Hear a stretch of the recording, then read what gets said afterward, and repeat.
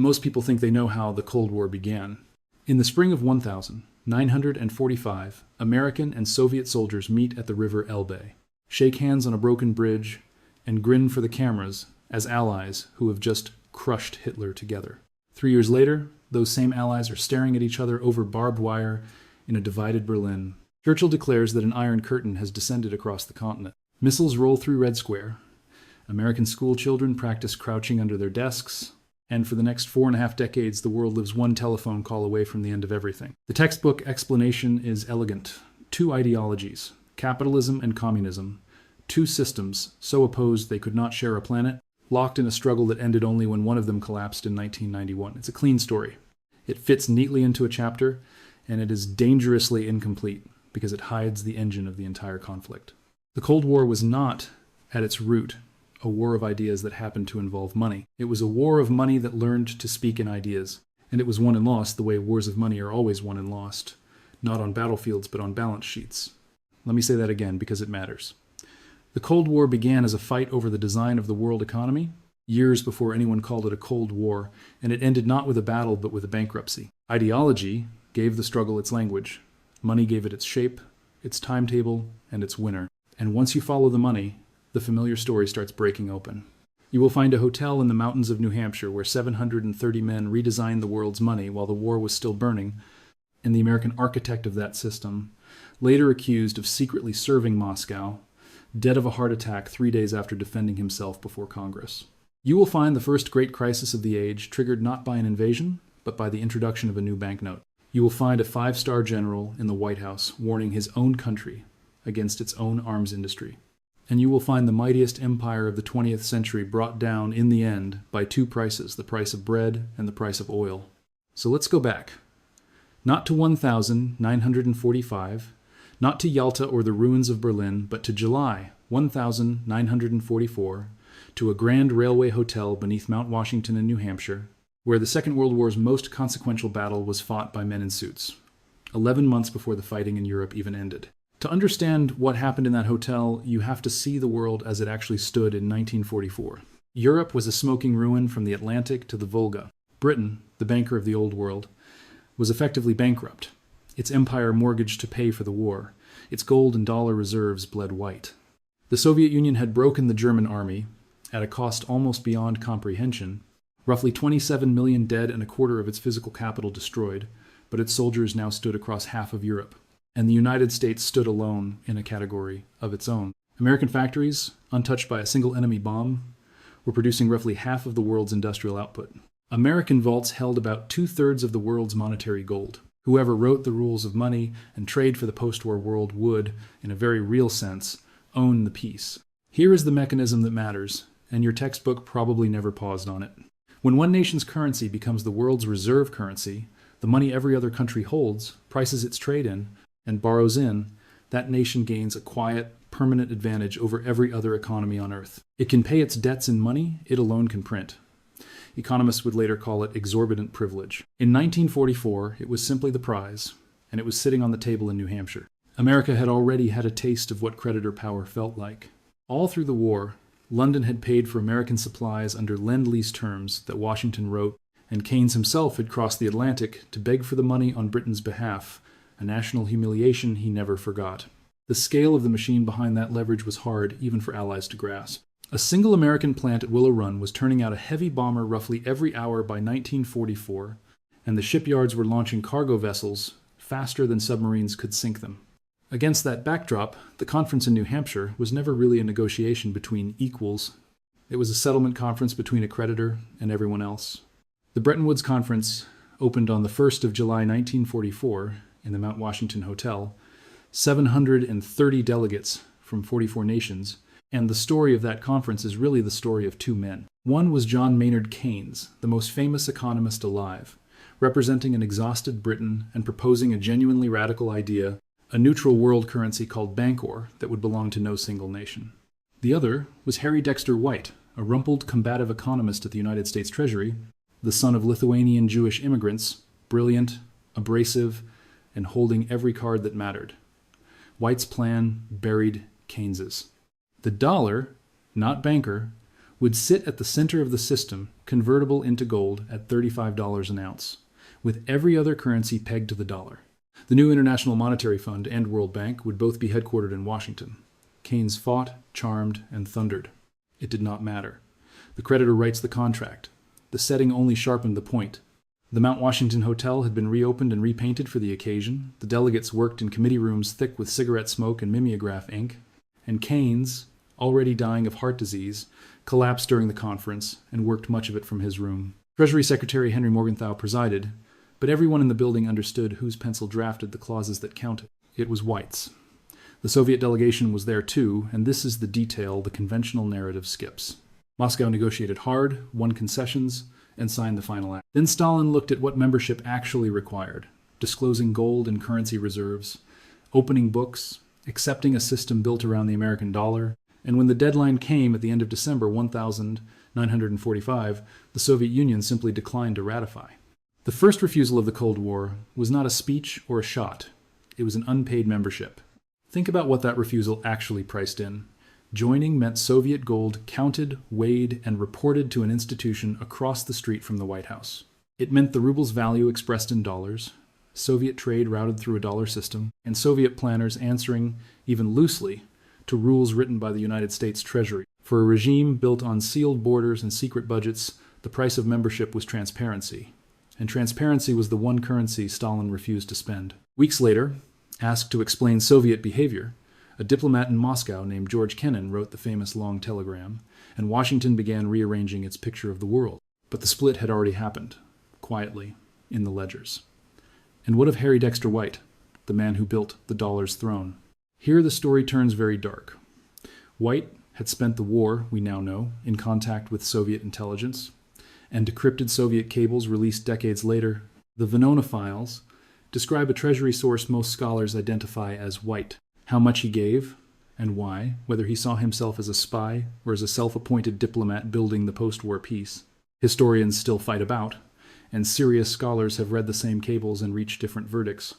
What is not in dispute is the ending. In August 1948, gravely ill, White appeared before the House Un-American Activities Committee and denied everything in a defiant, applauded performance. 3 days later, his heart gave out. He died at 55, and the man who designed the American century's financial architecture went to his grave under suspicion of serving its rival. The system he built simply carried on without him. Systems usually do. Now, here is where the story gets strange, because the next weapon of the Cold War was not a bomber or a blockade. It was a check. By the winter of 1946 and 1947, the harshest in memory, Europe was starving and broke. The continent desperately needed American goods, machines, food, fuel, and had no dollars left to buy them, a squeeze economists called the dollar gap. And in the rubble, communist parties were not fringe movements. In France and Italy, they were among the largest parties in the country, holding a quarter of the vote or more, and they were organized, disciplined, and pointed at Moscow. Washington's nightmare was not Soviet tanks rolling west. It was Europeans voting communism in through the front door of a ruined economy. The winter made the arithmetic vivid. British coal production froze in the drifts, and factories shut for lack of fuel.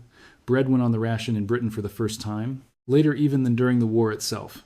And in the western zones of Germany, the official food allowance in the worst stretches hovered near starvation levels. Strikes rolled through French mines and Italian factories, and every empty shop window did more recruiting for Moscow than any pamphlet ever could. So on the 5th of June 1947, Secretary of State George Marshall stood up at Harvard and offered American money to rebuild Europe, roughly $13 billion over 4 years, close to 5% of 1 year's entire American output, or something like $150 billion in today's money.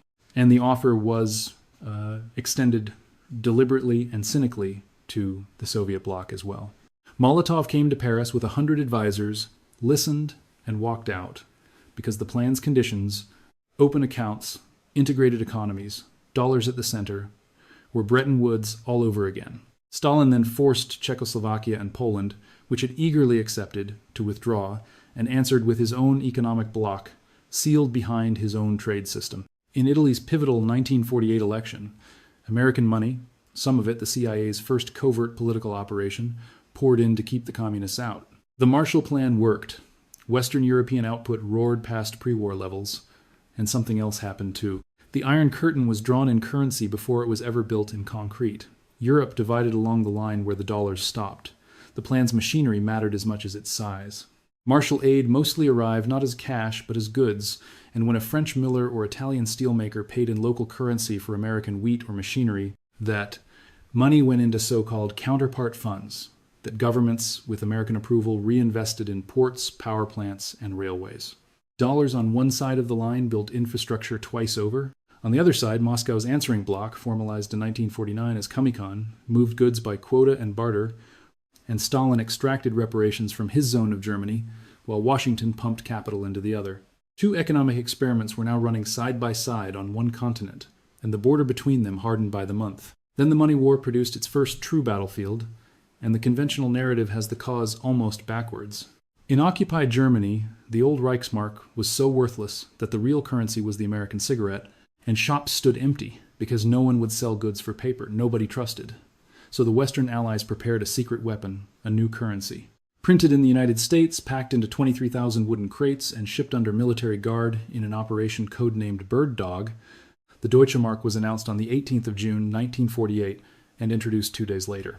The economist in charge, Ludwig Erhard, then went far beyond his orders and abolished most rationing and price controls almost overnight. The American military governor told him his advisors said it was a terrible mistake.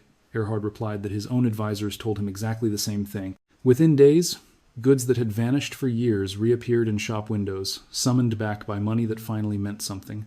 The black market evaporated in a week. The cigarette abdicated as Germany's currency, prices found their level, and workers who had been paid in scrip they could not spend suddenly had wages worth working for. Industrial output in the western zones began climbing at rates nobody had dared forecast, the first tremor of what would be called the economic miracle. And Stalin understood immediately what the textbooks often miss, that a hard western currency in a divided Germany was a mortal threat to the soft eastern one, a magnet that would pull the whole country westward. On the 24th of June, 1948, 6 days after the announcement, Soviet forces cut every road, rail line, and canal into West Berlin. The first great confrontation of the Cold War, the Berlin blockade, was triggered by a currency reform.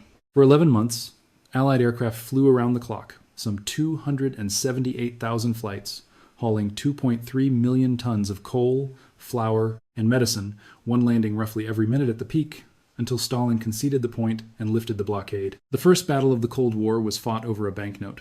The West won it with flour and coal. The consequences arrived on schedule. In May 1949, the Western zones became the Federal Republic of Germany. The Eastern zone answered with a state of its own that October, and the month before the blockade even ended. 12 Western nations signed the North Atlantic Treaty, an alliance whose first Secretary General privately described its purpose in bluntly economic terms, protecting the recovery that the dollars had just bought. But winning that battle locked both sides into something with a logic of its own, a permanent war economy. In August 1949, the Soviet Union tested its own atomic bomb years ahead of American predictions. Within months, a secret American planning paper, NSC 6-8, called for tripling defense spending, and when war broke out in Korea in June 1950, that paper became reality. The American defense budget rocketed from about $13 billion to roughly $50 billion in 3 years, and through the 1950s hovered around a tenth of the entire economy. An industry grew around it, aerospace, electronics, entire cities in the Sun Belt, and a political machine grew around the industry. When Sputnik crossed the sky in October 1957, panic delivered NASA, science budgets, and a fictional missile gap that helped decide the 1960 election, a gap that we now know ran heavily in America's favor. It fell to the unlikeliest critic to name the machine. Dwight Eisenhower, 5-star general, the man who had commanded the largest invasion in history, used his farewell address in January 1961 to warn against what he called the military-industrial complex, the permanent marriage of arms makers, congressmen, and generals. Years earlier, he had put it more brutally. Every gun that is made, he said, was in the final sense a theft from those who hunger and are not fed. The warning changed almost nothing, but notice the asymmetry that would decide everything. America was spending roughly a tenth of a gigantic, growing economy. The Soviet Union, to keep pace, was spending by most serious estimates somewhere between 15 and 25% of a much smaller one. America bought its arsenal with loose change. The Soviet Union paid with the furniture, and the two arsenals bought very different side effects. American military spending leaked constantly into the civilian economy. Jet engines became airliners, missile electronics became computer industries, and a Pentagon research network wired universities together into what would one day become the internet. Soviet military spending disappeared into closed cities that appeared on no map, design bureaus whose best engineers never touched a civilian product, and warehouses of steel that could neither be eaten nor sold. One economy metabolized its war machine, the other was slowly eaten by it. For a while, the furniture held. In the 1950s, Soviet growth looked genuinely frightening from Washington, and Khrushchev's boast that history would bury the West was, in his mind, an economic forecast. The CIA spent decades overestimating the Soviet economy, at times crediting it with more than half of American output, a number that dissolved the moment anyone could finally check. Because the command economy had one great trick, mobilizing steel, cement, and men for a handful of priorities, and it performed that trick brilliantly in tanks, in space, in missiles. What it could not do was feed its own people cheaply or make anything civilians wanted. Collectivized agriculture never recovered from Stalin. By the 1970s, the country of the Black Earth, once Europe's granary, had become the world's largest grain importer, buying tens of millions of tons a year, much of it, in one of history's quieter ironies, from American farmers. What kept the whole contradiction upright was geology. In the 1960s, Soviet engineers opened the gigantic oil fields of western Siberia, and when the 1,973 oil shock quadrupled world prices, a river of petrodollars began carrying the Soviet economy. Oil bought grain, oil bought technology. Oil bought the appearance of superpower parity, and it bought the Kremlin the luxury of never reforming. The one serious attempt tells the story in miniature. In 1965, Premier Alexei Kosygin pushed reforms that would let factories respond to profit and demand instead of raw tonnage targets, and for a few years they showed promise. Then the tanks rolled into Prague in 1968, reform of any kind became politically suspect, and the oil money made it unnecessary anyway. The queues lengthened, the vodka monopoly quietly became one of the state's most reliable earners, and a generation of planners learned that it was safer to falsify the plan than to fix it. Then the river reversed.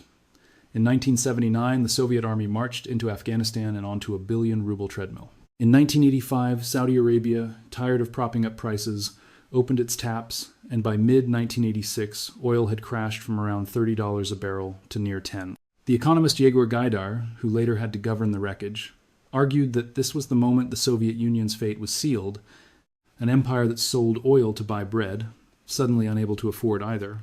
Moscow borrowed from Western banks, then borrowed more, and by 1989 it was quietly seeking credits from the very governments its missiles targeted. Gorbachev's reforms, honest but late, loosened the controls without fixing the incentives, and output fell as the printing presses sped up. In 1990, Bonn extended billions in credits to Moscow while negotiating German reunification, meaning the Soviet Union's consent to losing its empire was, among other things, partially purchased. By the final winters, cities were rationing sugar and soap, and the state that had once terrified the world could not reliably stock its own shelves. When the Berlin Wall opened on the 9th of November 1989, not a single shot was fired to save it. On the 26th of December 1991, the red flag came down over the Kremlin, and the audit closed. And here is the uncomfortable detail your textbook softens. The West did not exactly outfight the Soviet Union. It outspent, outgrew, and outpriced it. Germany and Korea had been running the controlled experiment for 40 years. Same people, same culture, split down the middle by an economic system, and by 1989, a West German produced roughly 3 times what an East German did, while satellite photos of Korea at night showed one country of light and one of darkness. The laboratory results came back decades before the verdict. Now, who gets to say what the Cold War really was? Because the fight over that question is its own drama, with careers broken in the crossfire. The first generation of American historians, writing in the 1950s with Arthur Schlesinger, among the most eloquent, told the orthodox story: an expansionist Stalin forced a reluctant America to defend the free world. Then in 1959, a historian at Wisconsin named William Appleman, Williams published The Tragedy of American Diplomacy and turned the telescope around, arguing that America's own economic system, endlessly hungry for open doors and open markets, had driven the confrontation as much as Soviet malice ever did. Williams was denounced as unpatriotic and hauled before the House Un-American Activities Committee, and his students, the Wisconsin School, fought a decade-long trench war with the establishment. In 1965, Gar Alperovitz went further still, arguing the atomic bombs had been aimed diplomatically at Moscow as much as militarily at Japan, a claim historians still dispute fiercely. Then came the Great Synthesis, John Lewis Gaddis and the post-revisionists, blending both stories, and after 1991, something almost miraculous, the Soviet archives creaked open and Gaddis titled his verdict, "We Now Know." Except we did not entirely know, because in 1995 the Venona decrypts went public, reigniting the Harry Dexter White case half a century after his death, with biographers and economists like Ben Stile still arguing over what the architect of Bretton Woods truly believed he was doing. Notice the pattern. Every school of Cold War history is, at bottom, an argument about money. Who needed markets, who feared encirclement, who could afford what.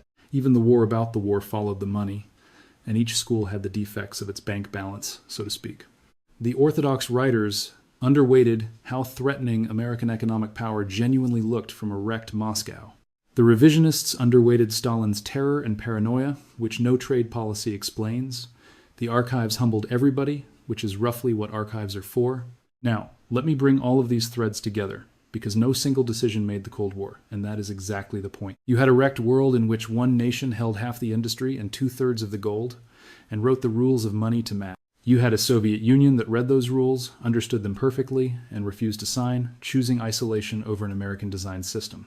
You had 13 billion Marshall dollars that divided Europe into two economic blocks before a single wall was built. You had a new banknote in Germany that triggered the first great confrontation of the age. You had a permanent war economy on both sides, one funded from loose change, one from the furniture. You had an empire that sold oil to buy bread, hostage to two world prices it did not control. You had a pair of laboratory experiments, Germany and Korea, reporting the result for 40 years while the world argued ideology. And you had, at the center of the Founding Act, one exhausted Treasury economist whose divided loyalties still haunt the archives. Take away the missiles and the speeches, and the Cold War is a 45-year audit of two economic systems. In 1991, the audit closed. But an audit is a bloodless word, and this was not a bloodless conflict. The superpowers never fired directly at each other, so the bill was paid by other people. In Korea, where roughly 3 million died.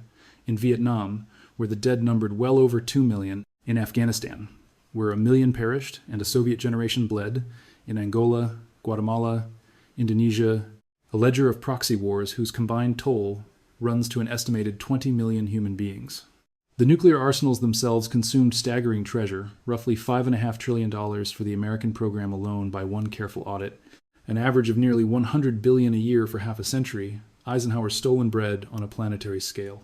And twice, at least, the whole system nearly consumed everyone. In October 1962, over Cuba, the world came within a submarine officer's refusal of nuclear war. In September 1983, a Soviet duty officer named Stanislav Petrov looked at a screen telling him American missiles were inbound, decided the machine was wrong, and did nothing, which is why you are here to watch this. 2 generations of children, on both sides, practiced hiding from the sun under wooden desks. Fear was the Cold War's ambient tax, and everyone paid it. The Cuban episode deserves one more sentence, because the man who arguably saved the world has a name. Aboard the Soviet submarine B-59, depth-charged, overheating, and out of contact, 2 senior officers voted to launch their nuclear torpedo, and a flotilla commander named Vasily Arkhipov said no, and held out until the boat surfaced. And when the whole structure finally fell, ordinary Soviet citizens paid one last bill, as the price liberalization and inflation of 1,992 vaporized a lifetime of ruble savings in months, so that the generation that had won the Great Patriotic War ended it, standing in the snow, selling medals and family china to buy food. There were quieter casualties too, scattered across both blocks. Careers and lives broken by loyalty boards and blacklists in the West, and by informers in labor camps in the East, on a scale never symmetrical but never zero on either side. Whole national economies, from Cuba to North Korea, were frozen into permanent dependence on one patron or the other, and some have never thawed. And 2 scientific establishments that might have spent half a century on medicine and energy spent it instead perfecting the delivery of warheads, a diversion of human talent that no ledger will ever fully price. So look around, because the machinery of this story is being reassembled in front of us. The world's 2 largest economies are once again rivals who cannot quite afford to fight, wired together by trade and glaring at each other over technology, with export bans where missile gaps used to be. Finance has been weaponized again, reserves frozen, payment systems wielded like blockades, and governments everywhere are relearning that a reserve currency is power right up until it becomes a target. Military budgets are breaking Cold War records without the excuse of a Cold War. And somewhere in all of it, the old lesson waits. Empires are rarely defeated. They are priced out by bread, by oil, by the compound interest on their own ambitions. Even the quiet details rhyme. Central banks around the world have been buying gold at rates unseen since the Bretton Woods era, hedging against the very dollar system born in that New Hampshire ballroom, and semiconductor factories are subsidized and guarded today with the intensity once reserved for missile silos. Nobody has declared anything. Nobody did the first time either. None of this means the ending is written, and this channel is not in the prophecy business. But the pattern is worth naming plainly, because the men of 1947 did not think they were starting a 45-year war either.